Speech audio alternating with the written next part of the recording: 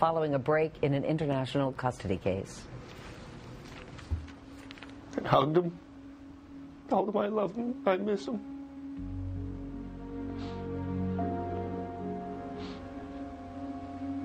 It was beautiful. After 4.5 years of fighting, on Monday, David Goldman was finally able to hug his 8-year-old son, Sean. He hugged me back, said hello. I put him down because right away I realized I didn't want to overstep and freak him out. And he was smiling, he was happy. I could see conflict in his face. Just told him how much I miss him and how much I love him. It was the first time Goldman, a New Jersey native, had seen Sean since June 16, 2004, the day his wife took the boy on a trip to Brazil and then never came back. Since then, David has been battling to be reunited with his son, traveling to Brazil several times, only to be turned away while the child never even knew he had been there. So I told him that I've been there many times to see him. Sometimes for 2 weeks trying to be with him and see him. And I didn't want to hurt him by telling him the absolute truth. So I just said that the courts were making things very difficult. Sean's mother had divorced David in Brazilian courts and remarried another man. Then, in a shocking twist, she died, and her new husband took custody of Sean. The boy's only contact with his biological father were brief phone calls. Dada. Yeah? I love you forever. I love you forever, buddy. It's like being dropped into a nightmare. A living nightmare. But now, new hope. After the Dateline NBC report increased international attention about the case, last week a court ruled that Goldman could see his son in Brazil. This is all about family, and certainly there is at any given time only one father, and he is the father. U.S. Representative Chris Smith witnessed the reunion. It was a very heartwarming moment. No reluctance whatsoever on the part of Sean, no resistance. Now, with the help of Congress and Secretary of State Hillary Clinton, a father hopes that he is getting closer to bringing his son home. David Goldman is in Rio de Janeiro and is with us by phone. David, good morning to you. Good morning, Meredith. First of all, let me tell you how happy I am to be speaking with you this morning after 4.5 years of frustrations and roadblocks to finally get the chance to see your son, Sean, yesterday. Can you describe for me the emotions that you felt? It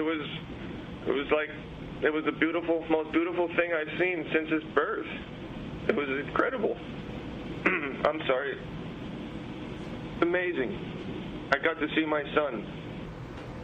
After all this time, I just got to see him, walk over to him and hug him and tell him how much I love him and how much I missed him and how joyful it was and is to be with him.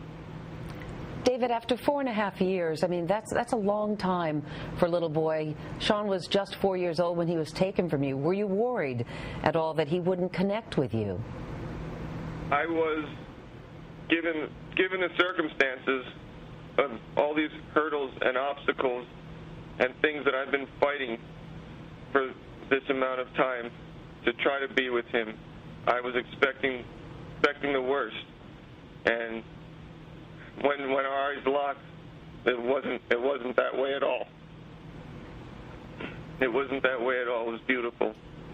How did he seem to you, David? Does he seem happy, healthy?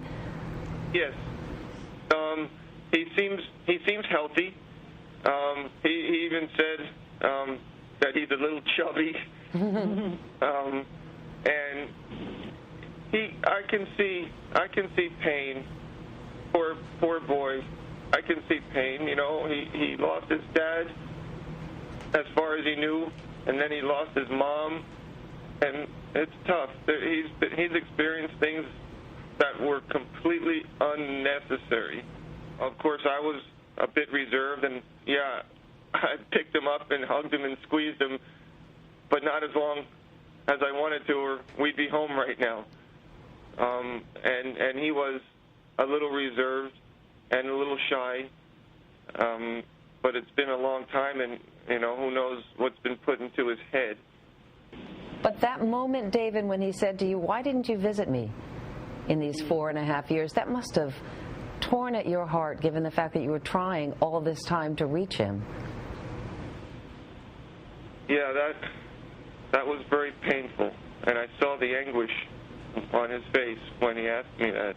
Basically, I just said to him, "Sean, I've been here many, many times to try to be with you, and the last time I was here, I stayed for 10 days, and I couldn't be with you. I couldn't." And he said, "Why?"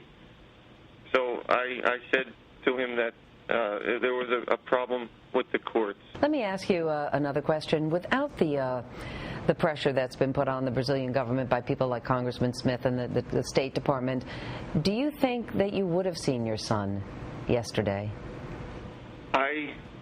No. I mean, I've been down here so many times, and I can't say enough wonderful things about Congressman Smith. Incredible. I know that you are seeing Sean again today, David. What are your plans for the day? I'll do whatever I can with him. It depends on what kind of restrictions. And finally, David, given everything that's happened over the past 48 hours or so, are you now more confident that eventually you will get permanent custody of Sean? I hope, but I never know what to expect. I never know what to expect from things here. I don't know, but I'm going to see my son, and I'm going to hug him, and I'm going to tell him I love him.